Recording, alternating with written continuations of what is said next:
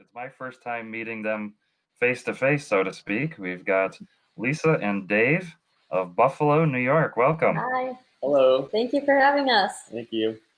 Yeah, you guys are such a bubbly force online, and you've had interesting travel careers and also a pause in the middle, and now you've gotten into miles and points. So there's a lot to get into. I think we want to get into maybe one of the frowns of the discussion. You had a big wedding planned in June, so Yes. tell us about the honeymoon that is on hold. Oh, The, so we were supposed to be getting married June 19th, which actually is, oh my God, there's so many layers of stories, but we were engaged not this past summer, but 2 summers ago in Egypt. And because of a pretty big injury that Lisa had last year, we had to forego our wedding plans for the first time. So now the second time around, finally picked a date, got it all figured out, and then the coronavirus came and took a swipe at that date. So 6/19/20 is no more. We're looking at next June. So this particular summer, we're supposed to be heading down to the Maldives, possibly looking at South Africa, so the Maldives, and then jumping around a little bit for July and some of August. And I know Lisa was really looking forward to trying to stay at an overwater bungalow, right? definitely was looking forward to that. Yeah, so hopefully we're planning on getting married next summer in June. But we've been trying to, really points of miles and budget travelers, we've been looking for different contests, and there's been promotions for people that had to put off their weddings. So Oh, if really? anybody knows of any, send them our way. Like I just Yes. applied for one the other day that somebody would, it was through Miller Coors, someone will come to our house and marry us like in our driveway and give us $10,000. I would totally do that Yeah. for $10,000. Yeah, absolutely. Sure, I'll throw my dress on, even though it's not altered. Yeah, I'll just and do it. you would toast because Miller Coors or Miller High Life is like the champagne of beers. Okay. So they Oh, that's funny. you toast with like the champagne. So if anyone has any other contests, we're definitely in for applying for all of them. Yeah. Now that we're on our third try for getting married. Well, that's a great research project. We've got some very systematic people in the group that I'm sure will dig up some ones. You mentioned the Overwater Bungalow, and that's like the iconic point hotel goal. At least it's the one that every blog markets because that's the dream. So Yeah. pick wherever you want in the world. How does somebody get those dream overwater bungalows on points? Assuming things are back to where they were travel wise in February. I think our favorite, what we were actually going to use as a redemption, was Hilton Yeah, the Hilton hotels. Conrad. So there's a few different American Express Hilton credit cards. So I think I actually have 3 different ones. So I have the Hilton Honors Aspire, the Hilton Surpass, and a business card. And typically you get a free anniversary night every year, or some of them you have to spend $15,000 for the year. So you get a free weekend certificate with these spending. So luckily, I guess now for us, this year, Hilton actually extended the expiration of these certificates. So I think I already had 3. So those will get extended. And next year, we'll have like 6 or 7 we'll be able to use. They are only weekend nights, but we could also use Hilton points for like the days in the weekday. I think it's Friday, Saturday, Sunday. For the certificates. Yeah. And it's around like 100,000 points a night to stay at the Conrad, which is really awesome redemption for the bungalows, and those are pretty expensive. I know like the market price is definitely up there for like some of the most expensive places to stay in the world. And you've got to pay the cash for, is it a seaplane transfer then? Or? Yeah, I think it's like 800 a person or something. 600 a person. Yeah, it's definitely, that's the most expensive part. Yeah. That, and I think food too. Yeah, food is really expensive there also. Now with your cards, you'll have status that should give you breakfast benefits. So you just have to eat as much breakfast as you can. Right? Absolutely. Yeah. When we were in Iceland a couple years ago, we learned how to budget travel by buying peanut butter and jelly in bananas, and we rented a car and drove all over Iceland, and we would just make these sandwiches, and that we would eat once a day because it was like I think just got 2 burgers once, and it was $50, and without a drink, without sides, nothing. Like it was just 2 burgers, $50, maybe 60. I don't know. It was so expensive there. But The trick is making a peanut butter and jelly sandwich in a car while you're driving. Because there's, especially in Iceland, when there's a lot of windy roads and hard stops out of nowhere, because ponies run across the street. We each ended up with like moments where we were videoing each other, and or we had the camera set up on the dashboard, and there'd be like a peanut butter and jelly sandwich flying through the air in the car. My wife once asked me, what is the first thing Americans learn how to cook? And I said, a peanut butter and jelly sandwich. And she said, that's not cooking. I said, oh, macaroni and cheese, mac and probably. cheese. Yeah. Mac and cheese, ramen noodles, Yeah. the classic college diet. Let's see. Deb Jeet is saying a gas station hot dog in Iceland is $12. So it sounds like you drove around a lot. Did you do the full ring road, or what was your itinerary? We did. We started. We did like half. Yeah, we did the south half. So we went all the way from the Snaefellus Peninsula. We did the whole peninsula, and then we went pretty far west to past Diamond Beach. Yeah. So because we did an ice cave tour, so okay, like far east. I can't remember. East is Snaefellus Peninsula, or no, I'm sorry, I'm flipping those. West is the Snaefellus Peninsula. Yeah, I gave up. I just say it's the Snuffleupagus Peninsula. That's what I say. That's what we always call it too. Yeah. So that's for those that are not U.S. based. That's a very American childhood reference that you can look up Snuffleupagus. Yeah, that's literally what we referred it to. Snuffleupagus Peninsula. Now, when you're mentioning Hilton points, and actually, I was seeing a lot of people in a session the other day were worried they have Virgin Atlantic points, and they're very worried. And I'm aware there is an option to transfer them to Hilton, maybe not a great rate. Is that something you've looked into and would recommend for people sitting on balances, or would you sit pat on Virgin Atlantic points? That is a tough question. I know a lot of people that took advantage, and I'm a proponent of it, like taking advantage of those transfer offers from like Amex to Virgin and getting like a bonus 50% on your points is a huge deal. And like we did that to fly ANA first class to Japan last summer, which was phenomenal, and you can't beat that rate. But right now, depending on what's going on and what the odds are for Virgin to go bankrupt, I don't know. You definitely want to protect those points, especially if you have a lot of them, because Hilton points are better than no points, right? I feel like if I were in that position, I'd monitor it really closely, and if it got to a point where it looked like things weren't going to turn around, then I would transfer for sure. Yeah, I think that's really tricky because the Virgin Atlantic points are so valuable, but to just lose them would also be terrible. So I wouldn't do anything rash right away. I would wait until a day before it's too late, right? Yeah, exactly. Yeah, it's like the Titanic going down. One person was asking, and they had around 500,000, and I said some of the Richard Branson properties, so like Necker Island, but the safari ones and that cost around that. And if they have flexible cancel, that might be a way to cash them out and hope the reservation sticks if you need it, or cancel and possibly get them back. But yeah, it's all a guessing game. And as I said, you want to try to do something a day before it's too late, but that can be very, very tough. So Lisa, I'm wondering, how do you break your leg in 5 places, and how does that impact your travel? Oh, actually, I still traveled to like 4 new countries within 12 weeks. So I broke it in the Galapagos Island. It was our last full day.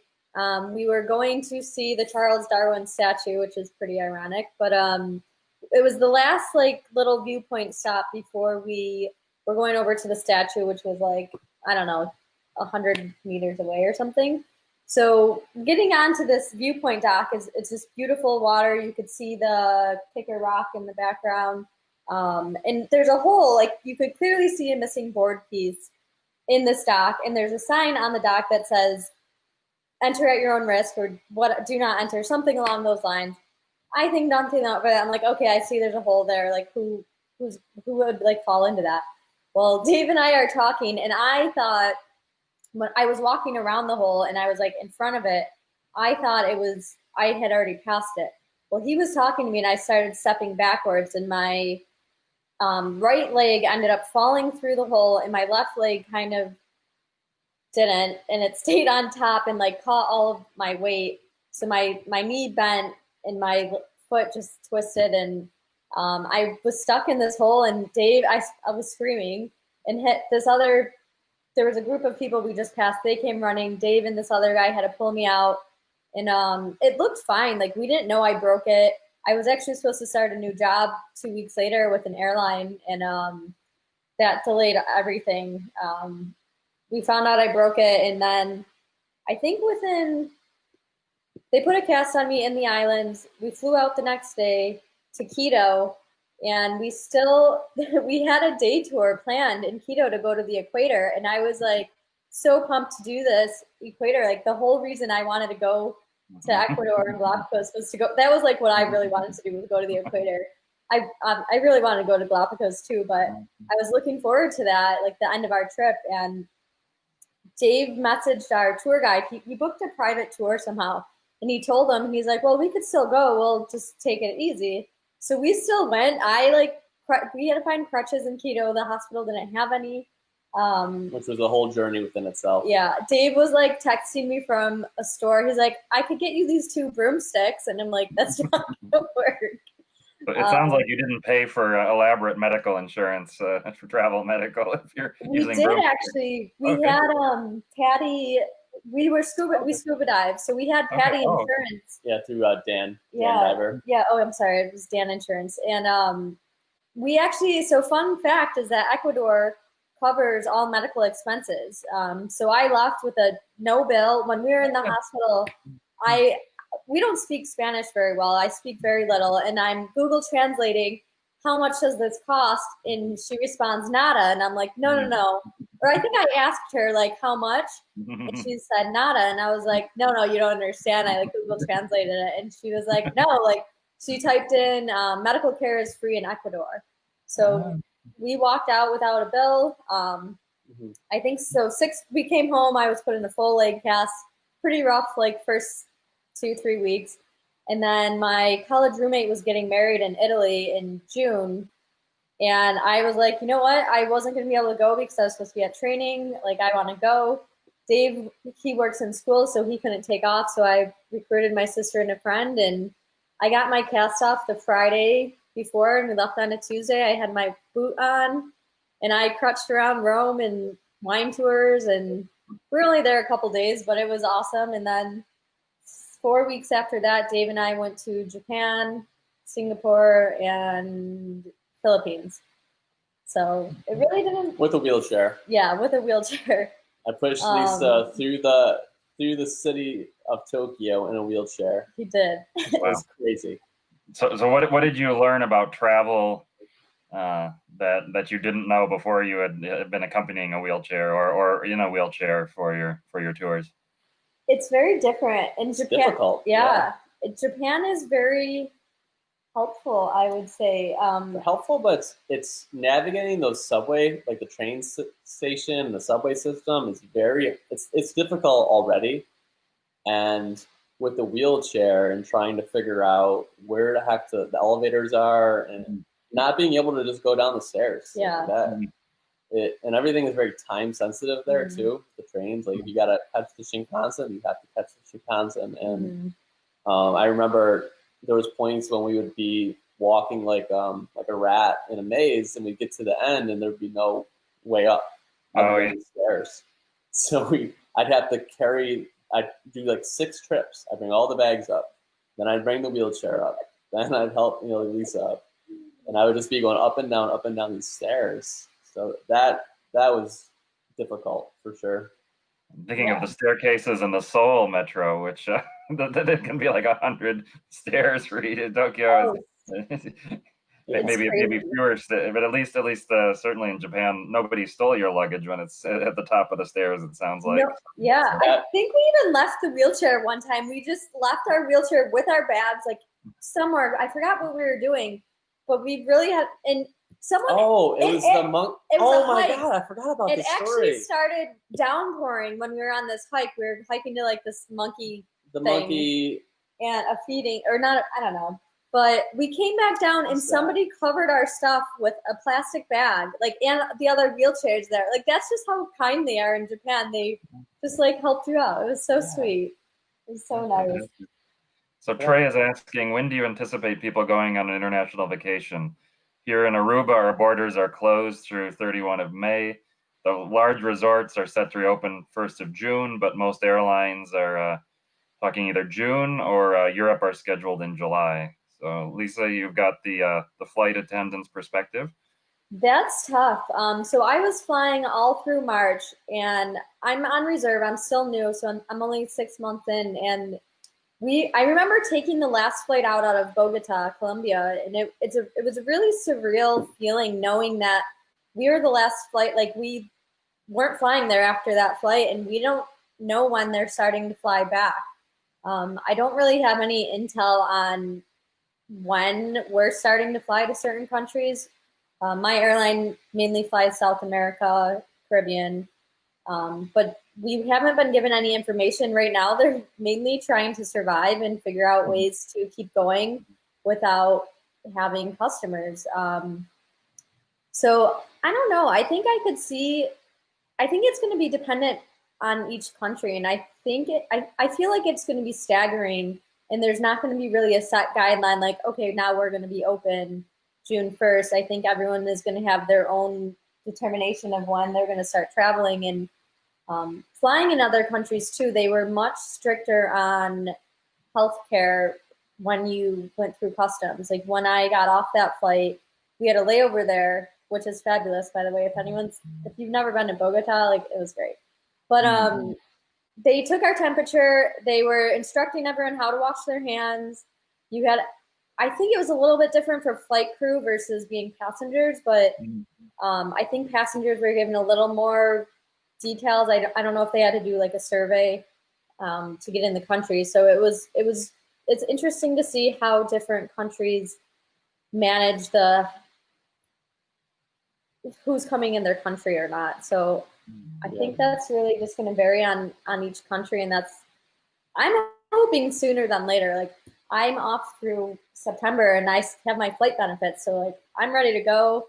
I want to fly somewhere, but don't know So when we can. a follow up to that, and Debjit's asking, how does social distancing work in practice at airports and on planes, especially on long haul flights where people may wish to get up to use the toilet? So that Bogota flight was probably what, about a 5 hour flight that you were on that one out?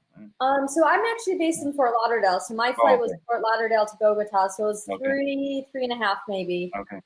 And that flight I think was March 15th or 16th. So it was mid-March. So it wasn't even bad yet in Fort Lauderdale. New York City was just getting hit. They just started um, telling people, I think they just started telling people if they were flying from New York City to Florida, they had to self quarantine for 14 days. But I think my flights had 15 people on them. They were very limited customers. And the way back had 50. So I know they have been blocking, for flight crew, they block the front rows and the back rows. So when we're sitting in the jump seats, there's nobody near us. I know a lot of airlines are starting to require wearing face masks. They've eliminated service, like food service on airplanes, and I don't know. I haven't been on a flight that was super full. Like, I've heard some of my coworkers say that they had a flight with 120 people on it, and I think there's no real way to keep socially distanced on it besides making sure you're washing your hands anytime you touch something. If you can't get to the bathroom because we're taking off or something, use sanitizer. I did notice a lot more people wiping down the seats, yeah, which is good to see because No, those planes, people don't usually normally do that. And I've seen people changing babies' diapers on the tray tables and then just putting it away and then their feet are on. Like, it's Wow. just interesting to see what you see on there. So I think you just have to be proactive on your own cleanliness when you're flying and protect yourself because you can't really not sit next to someone necessarily if it's a fuller flight. Yeah. Yeah, I think there's a whole subculture of travel bloggers that are terrified and of feet and you know, Oh specialize yeah, in these pictures of feet on planes and everywhere. And yeah. You know, when so you see someone go to the bathroom with no shoes on, bare feet, oh, just don't. Yeah, so that's That's all I you've have had to a say. quick, exciting start to the world of being a flight attendant. So for those that are interested in that as a career, what are your initial thoughts? I love it. It's great. You definitely have early morning wake up calls. It's been really nice being home this last month. It's been like I haven't been home. Usually it was no more than 3 days in a row I wasn't home for. So it's definitely a different lifestyle. I was working in an office before that, and I just was sick of it. I was sick of sitting in an office. I'm a very people person. You definitely have to like people. Um, it's very busy. It's fun. You get to meet a lot of really cool people, and it's different. You have to be okay with not having a routine essentially because one day you could have a flight at 3 a.m. and then the next day it's not till 4 p.m. So you just have We to. talked about that idea of bases. So you live in Buffalo, New York, but you're Mhm, based in Fort Lauderdale. So I assume you're commuting on a flight to get to your work. mhm, And that's we think of commutes like, oh, I've got to take the subway or got to take a bus, but you're actually on a what 2.5 hour flight, three mhm. hour flight just to get to where you. I don't, I assume you're not even necessarily paid for that time, right? You're paid when you get to, so it's quite it's a serious commute. Talk about that. Yeah, so flight attendant life is definitely very different. I would try to usually I don't every airline's probably different, but we're allowed to work 6 days on reserve in a row. So basically, when you're on reserve, you're just on call, and you are at their discretion. They can use you, they can't use you. So I actually had like a kind of hostel type home, if that makes sense, that I lived in. It's only for flight attendants. I had my own bunk bed. But I would fly in. Usually I would work 6 days. Sometimes legally you have to have one day off and then you could work another six. So I tried to limit my commuting time because it's a lot flying 3 hours Mhm. each way. And sometimes they're not direct flights. I think Southwest and JetBlue are the only two airlines that flew direct from Buffalo to Fort Lauderdale. Mhm. So to have a layover or a connection is not fun because then that's like 5 or 6 hours flying time. But Mhm. yeah. you, I don't But know, that's it's just just to another start. day. Like once you're off reserve, then you get a specific lines you can expect. Like this is my shift. This is where Hmm. I fly to, and you're not kind of at the whim of a 4 a.m. wake up call. And Yeah. And I could switch to another base. I purposely chose Florida because I live in Buffalo. I haven't seen the sun in 20 days. it's snowing here. It has snowed here, and it's supposed to snow again. It's Yeah. almost May.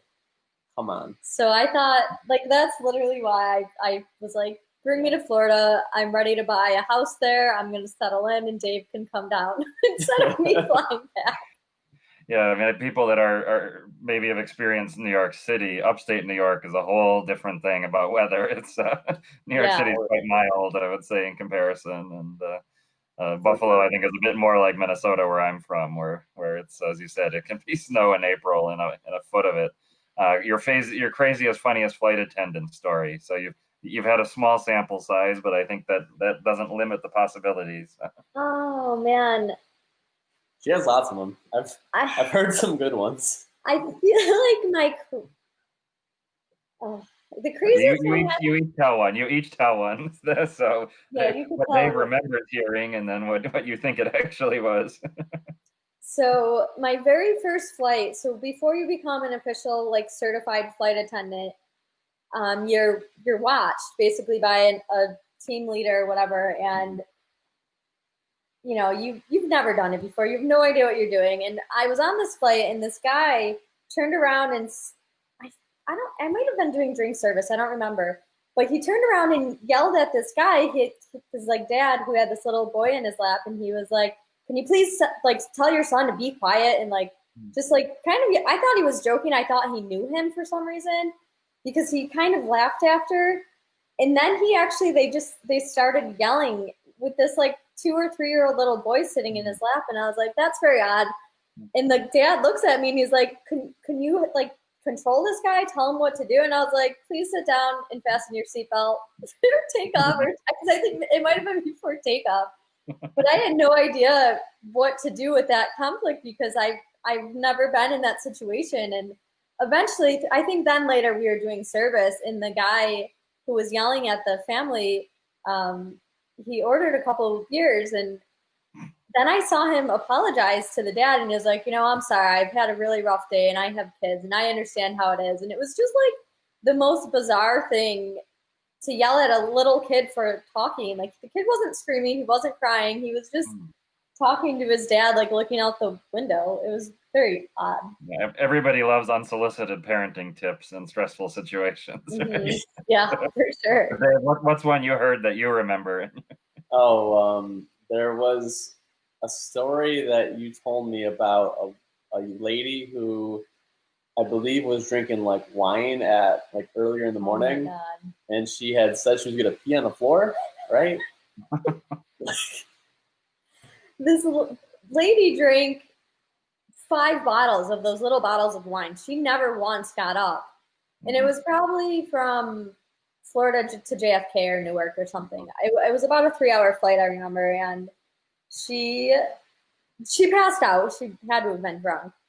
And we land, and we have safety things we have to do when we land a plane and when we park at the gate with the doors to disarm them. Well, if you've ever been in the back of an airplane, you know that sometimes the bathroom door is like right next to the door that I'm disarming. Mm-hmm. So I had asked her to please step back because she was like interfering with me doing my job, and she like was appalled that I asked her to wait a minute and told me she was going to pee on the floor. And I was like, I mean, you could do that if you wish, but please don't. It's so weird. And then she told me she was never flying with my airline again, and I said, okay. That's entitlement, yeah. No limits on serving. David's asking, no limits on serving the guys a few beers or the woman a few too many wines, or. We do. It depends on how they're acting, I suppose. I don't know if it was. I think the guy definitely had 2 or 3, which is fine. It was a pretty long flight, and then the lady, maybe it was only like 3 bottles of wine, but I don't know. She was fine. Yeah, and if people are not accustomed to regular drinking or on flying, that the effect can hit people so much harder in flight. And both my parents are in medicine, and one of their flights back, the Northwest days where all the flights connected in Tokyo and then back over to the US, one woman from the Philippines they had to take care of. They didn't have to divert the flight, but she had never had red wine in her life. And she had 2 bottles with the meal, those international bottles, and she was on the floor totally dehydrated and out of it. And they were able to care for her, but it was like, she tried it because they were serving it and just had no tolerance built up, of course. Dave, let's talk a little bit about your vocation. So you're a high school counselor, and you've got a situation you probably didn't imagine in your career. I mean, what is it?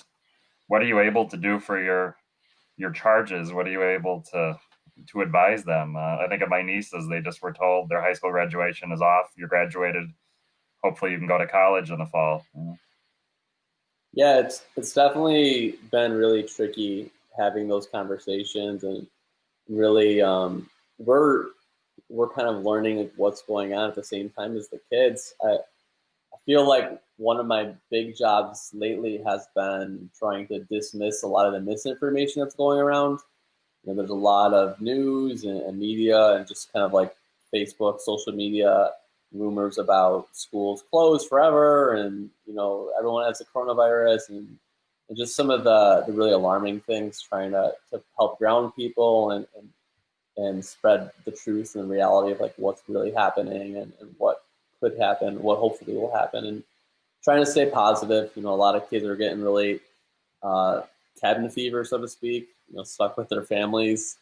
And unfortunately, you know, a lot of kids that I work with come from the city, and sometimes, you know, the home life isn't that great there, and there's you know, domestic violence and things like that. So just trying to be a calming voice and to help them if they are in danger, and giving them resources and places that they can go and like what they can do in those situations. College admissions is a whole nother ball game. I think that, you know, graduation obviously is a big deal for a lot of kids, like those passing of rites, graduating high school and prom and all those things are canceled now. And I think a lot of the kids are bummed out and at some level grieving. You know, they've been looking forward to this for 12 years, and it's like something that won't happen now. I know my school is offering the kids the option to go to prom next year, so they could come back and do prom and still have that experience. For those that are graduating, in terms of graduation, we've been talking about maybe doing like almost like a drive-in theater that you drive in and kind of stay in your car. And I don't know if the kids will walk across the stage or not, like the logistics for that, but that's been an idea that's been thrown around, which is kind of cool. About, I mean, that's going to be kind of crazy planning that. And then college admissions, that is very, it's changing daily, because typically when you think of college, you go to college for that 4-year experience, if that's what you're going to do. And, you know, you dorm and you live there and you're in perhaps dynamic classes and classrooms with professors. And if it's going to be remote and online, a lot of families are now ultimately deciding that maybe a 2-year school to start with is better to knock out your electives at a cheaper rate, and saving money and making a more informed decision right now. So there's been a lot of moving pieces, and I think that there's still a lot of unanswered questions about what the fall will look like. You know, they talk about second waves and things like that, and just trying to plan for the best right now with the information that we have. And you think of the progression for high school, life seems so certain in so many ways, and I guess the concerns of kids are so parochial in the way the external environment is so rapidly shifted on them. You mentioned about misinformation and that, and we're talking on Facebook, and the rap is that you know, Facebook is for people what, over 30, over 35. I don't know. What are the social media channels your students are using, and do you have to learn and adapt and figure out which platform they're using this year and the next to be able to understand where they're coming from? Yeah, absolutely. I could say so I've been doing this job for 9 years, and I've certainly seen a pretty big uptick in social media. I mean, originally years ago, it was more like harassment and bullying, and those are the sort of things that I would be investigating and trying to mediate and support students and faculty too, and trying to like mitigate those situations. But nowadays, I think a lot of the kids are on Instagram and TikTok. TikTok's like the really big one right now, and I think like it's a lot of that misinformation, like the news, like for example, like drinking bleach, right, curing coronavirus, like some of that sort of stuff. Like, no, don't do that. Please don't do that. Like those sort of like witch tales of what you can perhaps do to cure the coronavirus. Also, just kind of giving them like proper information about like, can you leave? Can you stay home? When is school starting? You know, it's really crazy how fast things spin on social media. And I had kids thinking that they were going to be coming back to school last week because Really? there's misinformation going around. It's just constantly trying to answer those questions. And actually, what's been really difficult for me personally is that we use this kind of like an AOL instant messenger circa like now 2020 Hmm. through Microsoft Teams, and I'm pretty much like on there 24/7 now because the kids message me on there, and then it goes right to my phone. So I feel compelled to answer them. So I'm like being messaged at all hours during the day and trying to help out where I can. But it's been tough. So we're mostly, or I think by Facebook rules, probably all over 18 at least in this group. But what's your advice for people that are really bummed out about feeling lonely or feeling swamped by that swirl of news, as you said, rumors and misinformation and societal role models that we thought were role models are not acting anywhere like that. Yeah, I think just reaching out to people that you do trust, like if for people that have like a counselor or have somebody like a mentor that they could reach out to for advice or to listen to them, and that's huge. Seeking support through groups like this, like like-minded people. If you have a hobby, if you're a runner, or if you're in whatever you're into, if it's travel, like seeking out people that talk about travel and just having those conversations to take your mind off of being stuck at home and not being able to go to work and things like that. And I think just reaching out to like-minded people, and if you are in trouble, like where can you go for supports? I think that a lot of the local municipalities, like the local websites for the government, have all support hotlines on there. So just knowing where to go if you do need help and you're in a crisis. Fantastic. And Tammy's asking on the travel aspect, since you're in Buffalo, what about the Canadian border opening? You think summer, fall? What are you hearing? I mean, I don't, people may not, from the area, may not realize. I would think stores like a Walmart, like a Target, like a Trader Joe's, so much of their business in Buffalo are dependent on Canadians coming across and shopping. So isolation must be incredibly hurting the businesses there. Yeah, absolutely. I feel like the borders aren't actually closed. No, they're closed right now. Well, I saw signs that said no unnecessarily travel over the border. So I wouldn't say they're necessarily closed. Like I think if you needed to go for something, but I think they're probably questioning why you're traveling. Like if you work in the States, although no one's working. I know no one's really working, but I don't know. I don't know. I feel like, so it's weird too. And so in Erie County, which is like the main county of Buffalo, it seems like they're a little bit more reluctant to open things up and let people like leave and do things like back to normal. See, but Canadian border, that is a really great question. I think that once Erie County's opened up and things are moving along and the rate of infection is down, that they'll probably open that border up.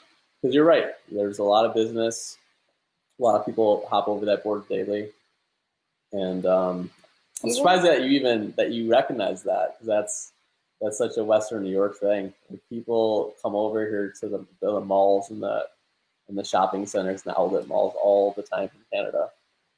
Yeah, I lived in New York City, which is very different, but I've been up in those border areas and different business trips up to Canada and even toured Buffalo once when it was I could get away with it because the flight was cheaper than the Toronto flight, so I drove down and experienced all that. And then I live in Seattle, so it's a daily topic of conversation of us. Is there a way we can just drive really fast and get ourselves across the border because we want to have lunch in Richmond, a nice lunch in Vancouver. So we're monitoring it, and yeah, the border towns there. It's like there's how many businesses that just specialize in mailbox, PO boxes and mailboxes to deliver the packages ordered in the U.S. So I get a little sense of that.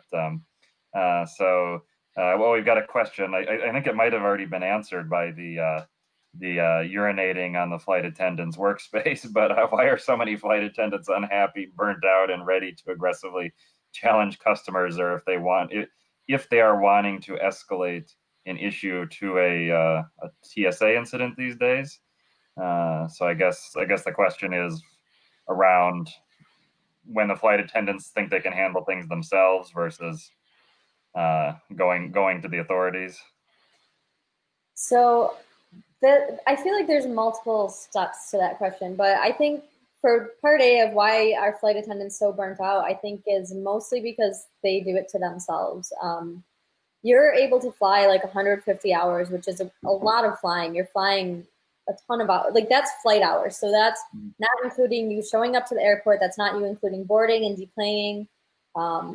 Like our day, I could work a day that's a 12, 16-hour day, but I only made 8 flight hours. So they're incredibly long days. And if you're making overtime, it's really good money. So a lot of people are chasing the money essentially. So they're working more hours. A typical month is 70 to 75 hours is usually around your minimum amount of hours for you to be full time. So when people are working double that, I think it's the same as working a 9 to 5 job that you're working double the amount. You're going to get burned out. It doesn't matter what you do. So when you're coming on your 4th or 5th day flying and you're exhausted, you're sick of the customers because, just anything aggravates you. And it's not necessarily the customers, it's your own determination of how you're feeling and how you don't want to be there. So you're burnt out and you kind of have this negative connotation about it. But I don't think it's every flight attendant that's like that. I've met some who are just the happiest people ever and they're great to work with. They're fun to fly with. And I've met some who are just, I definitely don't want to fly with them again. But on the other part of that, I think it's still a personality opinion, I guess, when someone decides to take matters in their own hands or if they are going to escalate it. And it depends on what phase of the flight, I guess, you're in. So whether you're boarding a plane, whether you're in midair or you're landing, that really depends. Our battery is about to die, so he's going to grab the battery. Okay, this is real life, but yeah, it seems like the amount of roles that people assume or have fallen upon a flight attendant. It's like you're a nurse, you're a security officer, you're a safety officer, you're so many different roles, and it's as you said, it's hard to even imagine. They can train you for everything, and then they don't train you about the woman urinating on the exit door area. I mean, it's they. We did a lot of role playing, and sometimes they would joke about that stuff, but it was all real scenarios of stuff that's happened. Yeah. So, I think you just have to be prepared for anything that could happen being a flight attendant. And you have to roll with whatever's happening. You can't let the little things bother you, and you can't outwork yourself. I know, yeah, it's great to make some extra money, but it's not worth it. It's not worth your mental health. And it's also hard being away from your family all the time. Up until I started that job, Dave and I were together every single day. But then we got used to having almost like a long distance relationship, but we would still see each other every week, whether we flew and met up somewhere or I flew back home or he would fly down to me. So it's definitely a big adjustment lifestyle that you have to be ready for. And it's also very lonely at times. You're in hotels by yourself and, I think everybody handles it differently. So you have to have the right mentality to go for that. We're hearing the debates about wearing your shoes or not going to the bathroom. So that I guess that'll be like kids on planes. We'll we'll let that roll along. I'm curious. It seems in my background, when I lived in China for almost a decade, it seemed like every flight attendant had a side business, like an eBay thing. They were buying, sourcing. You've done. I mean, you're just starting out, but do most flight attendants, at least on international routes, have some kind of side hustle like that they're working? I think so, yeah, some of them do, some of them don't. But I met a girl on one of my flights who makes little airline dolls. Like they're actually really cute. It's like a luggage doll. I guess it's like a replica of you essentially. That was like the most unique one I feel like I've heard of. But then I know of some that have their own vlogs.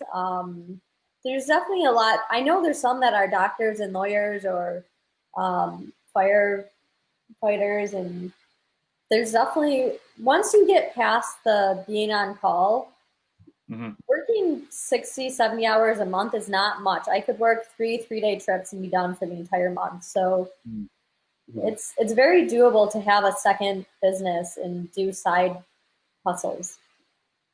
Or the flight, it sounds like the flight attendant becomes the side hustle at that point, potentially, and Yeah. get your way to lifetime travel benefits. And I was just going to say that. I mean, the real reason I became one, well, it was always actually a dream job of mine. And I I've heard once you go aviation, you never go back, and it's true because the flight benefits are just so incredible. Like you can essentially hop on any flight and go wherever you want. So it's really that's why I'm doing it. Yeah, I like the benefits. Yeah. Pretty nice. yeah, But I just know want to answer. I don't know who said this question. Who said why should we wear shoes to the bathroom? It's definitely to protect your feet. Usually, that liquid on the floor is not water. Like it's. That's all I'll say on that. Okay. All right, that's the answer for Louise. Let's pivot all the way back to your study abroad, because I feel like so you studied for various lengths in Australia, England, and Ireland. Is Yeah. that correct? Yep. And I feel like those are all places that, say, an American studying abroad could be thinking like, oh, it's just going to be almost the same as what I'm used to, but because you can feel like it's not so exotic or different. You can almost get tripped up more or have more trouble adjusting because those little differences get magnified. So I'm curious about that experience, and contrasting those for people that are interested in living or studying in those countries. Yeah, I was in Australia for 5 months. That was in my undergrad, and that was the most incredible experience. It's definitely a huge culture shock, even though they still speak English. You know, their mannerisms and their wording is different, and their slang is even certain words that they would say are not what we in the U.S. would say something for that. Yeah, So culture shock. yeah, so that was once you got used to that, that was fine.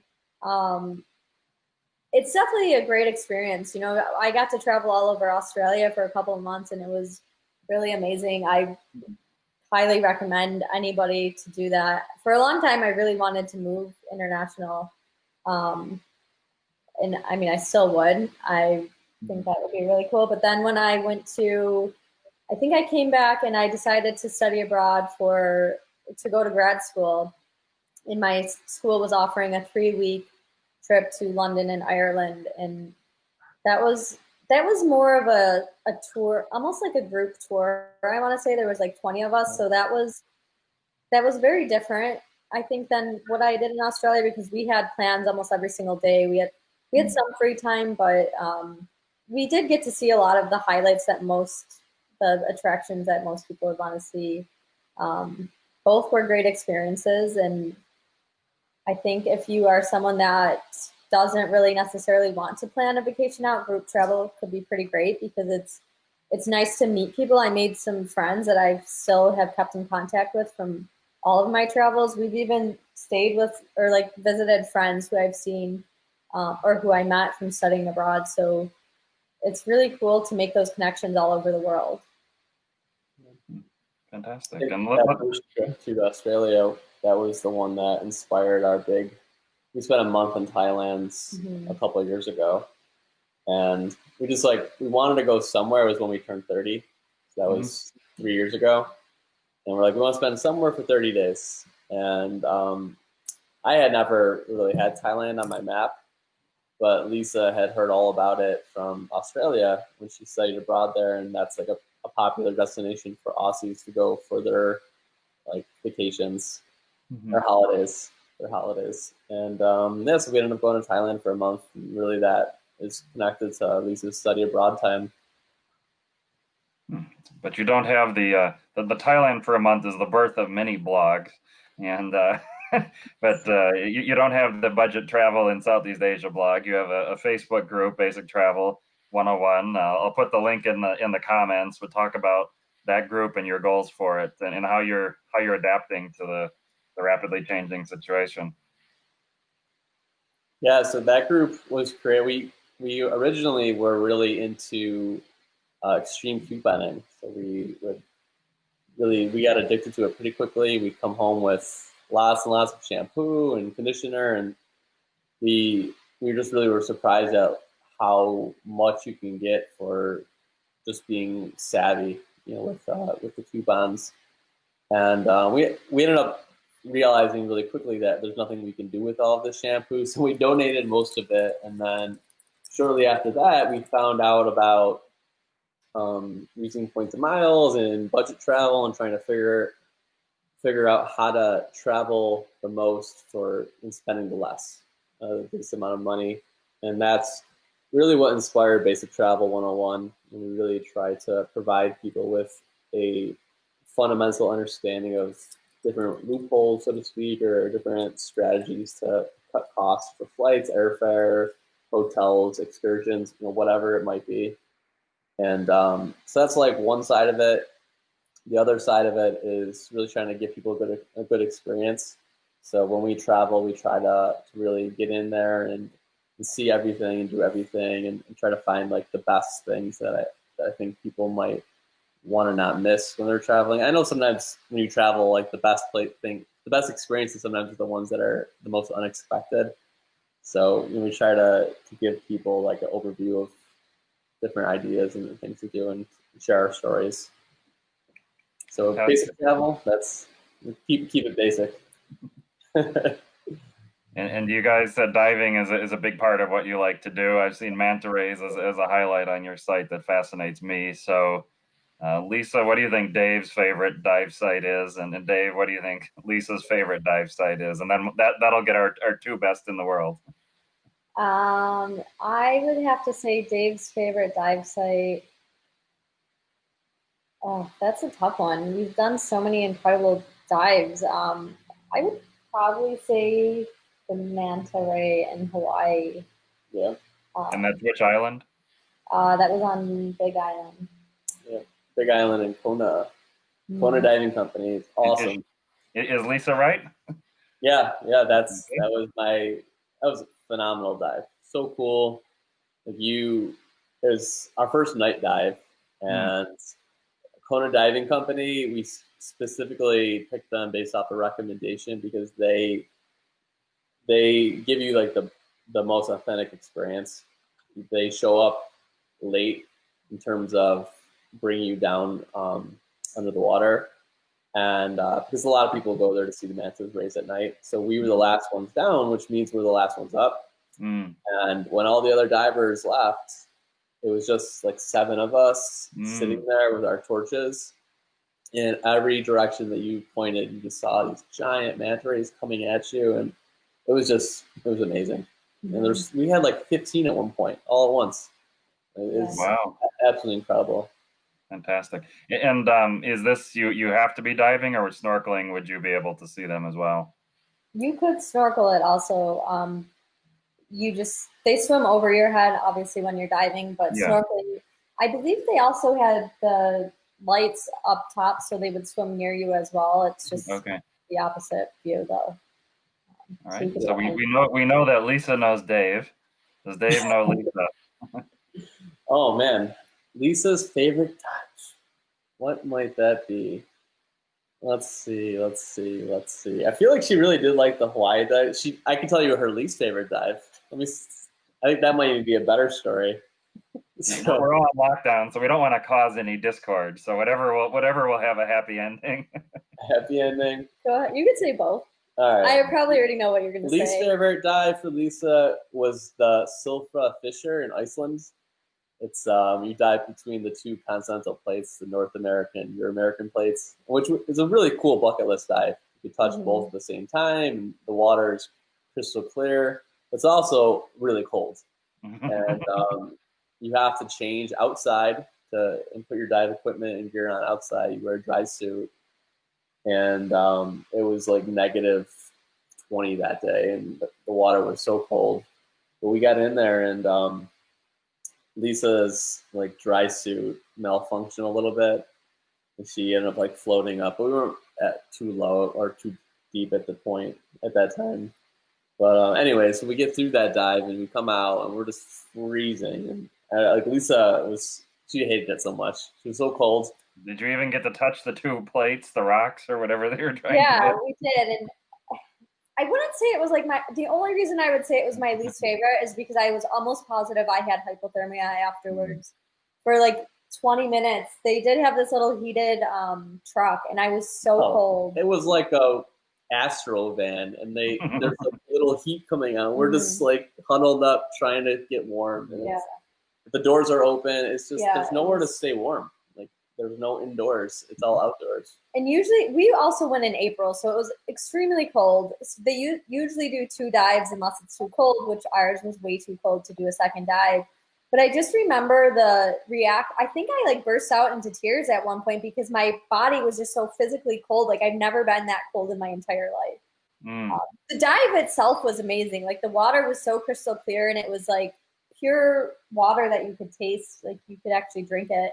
But our GoPro died. Like the temperature outside, it just drained the battery. So we don't have footage from that really besides what they took. Definitely, probably I would say was my least favorite though. Yeah. Okay, so let's have the big reveal. Her favorite. Her favorite.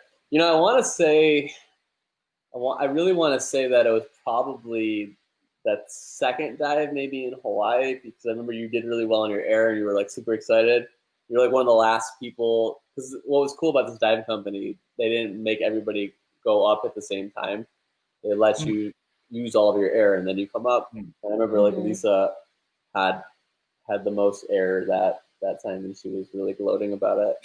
But that was a really cool dive. Maybe the Galapagos dives. I feel like you like those. No. My favorite was definitely in Egypt. Oh, the Egypt dives. Yeah. How about Egypt? So I've studying abroad in Australia. I studied abroad in 2009, so that was a long time ago. But any other dives we've done nothing. I mean, the Great Barrier Reef was the first thing I've ever snorkeled, so that set my expectations for anywhere we've gone super, super high. And I've never seen anything compared to it besides Egypt. Egypt was the first dive we did. For some reason, I decided not to bring our GoPro, which is very unfortunate because it was such beautiful coral and reefs, and it was comparable to the Great Barrier Reef from what I remember of it. And there was a lot of fish, a lot of wildlife. I think we saw a turtle. That coral, the Red Sea, oh my God. It was amazing. It's unreal. Unreal. Where were you based for this? Sharm el Sheikh. Any hotel, Points Hotel? Or?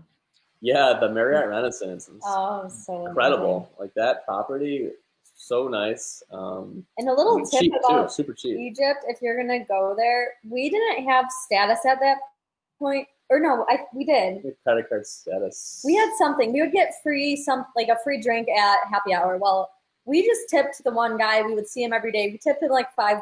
It was nothing crazy.